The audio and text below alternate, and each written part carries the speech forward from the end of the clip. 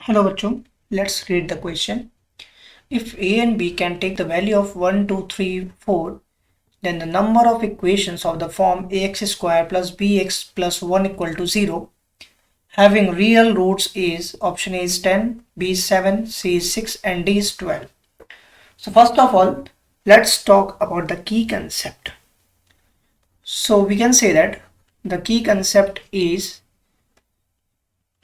basically क्या होगा, for real values या रियल रूट्स के लिए, for real roots b square minus 4ac जो होता है वो 0 के बराबर या 0 से बड़ा वैल्यू होता है। ये तब होता है जब रियल रूट्स की बात करता है क्वेश्चन। नाउ तो अगर हम इस क्वेश्चन की बात करते हैं बेसिकली, तो इस क्वेश्चन में क्या हमसे पूछ रहा है कितने नंबर्स ऑफ इक्वेशन हम बना सकते हैं अगर हम a और b की वैल्यू 1, 2, 3, 4 के बीच में लें। तो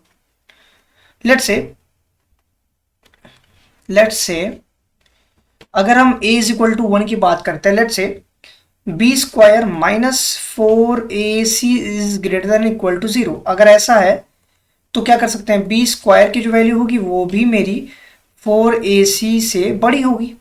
दैट मीन्स दैट ये अगर इक्वेशन में हम पुट करते हैं, put a is equal to 1, अगर हम a की वैल्यू 1 पुट करें यहाँ पर तो क्या मिलेगा, इंप्लाइज दैट, और ऑलरेडी c की वैल्यू मेरे पास मेंशन है 1, that is ax square plus bx plus c होता है। तो हम लिख सकते हैं क्या, here c is equal to 1 already mention है, तो b स्क्वायर को हम लिख सकते हैं इंप्लाइज दैट का b स्क्वायर की जो वैल्यू होगी greater than equal to 4a होगा। नाउ अब हम a इक्वल टू 1 रखते हैं तो b स्क्वायर की जो वैल्यू होगी वो ग्रेटर देन इक्वल टू 4 हो जाएगा। इसका मतलब ये हुआ कि जो b की वैल्यू होगी वो 2 से बड़ी या 2 के बराबर होगी। इंप्लाइज दैट अब जो वैल्यू होगी वो b की वैल्यू क्या क्या आएगी, b की वैल्यू जो होगी वो हमारे पास आएगी 2, 3, 4। ये तीन वैल्यूज मेरे पास अब b की आ जाएंगी। अगर ये b की मेरे पास तीन वैल्यूज आती हैं, now what I will do, अब हम फिर से a की वैल्यू 2 पुट करेंगे, put a is equals to 2। अब हम a की वैल्यू 2 पुट करते हैं, इंप्लाइज दैट b स्क्वेयर की जो वैल्यू होगी वो बराबर क्या हो जाएगी 4 into a, that is 4 two 8 हो जाएगा।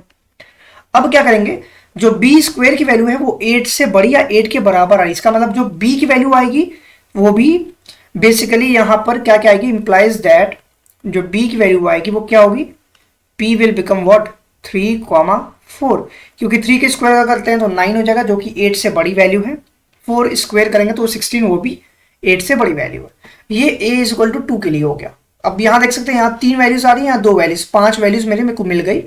अब now a is equal to 3 put करते हैं, a इज इक्वल टू 3, तो फिर अगेन b स्क्वायर की जो वैल्यू होगी that will be equal to again 4 into a, 4 3 12। इसका मतलब क्या हुआ, जो b की वैल्यू आ रही है वो b किस में बिलोंग करेगा, b बिलोंग्स टू 12, मतलब कि 4। दैट मीन्स दैट क्योंकि बेसिकली हमें पता है क्या, 4 के स्क्वायर करेंगे 16 होगा और 3 के स्क्वायर करोगे तो 9 होगा, 9 की वैल्यू 12 से बहुत छोटी है तो इसका मतलब 4 बिलोंग करेगा। अगेन अगर हम अब a is equal to put करते हैं, a इज इक्वल टू 4, अगर a की वैल्यू 4 पुट करते हैं तो b स्क्वायर की जो वैल्यू आएगी 16 आएगी। अगर b की वैल्यू 16 आएगी इंप्लाइज दैट, इसका मतलब ये हुआ कि जो b है वो किस में बिलोंग करेगा, b विल बिलोंग्स टू 4। अब b यहाँ पे 4 में बिलोंग करेगा, दैट मीन्स दैट एक इक्वेशन ये हुआ, एक इक्वेशन ये हुआ, दो इक्वेशन यहाँ पे आ गए और दो इक्वेशन ये हो गए 4 और 3 इक्वेशन ये हो गई 7। इट मीन्स दैट जो मेरा करेक्ट ऑप्शन होगा वो होगा 7, that is option number B. Hope you understand it well, best of luck, thank you.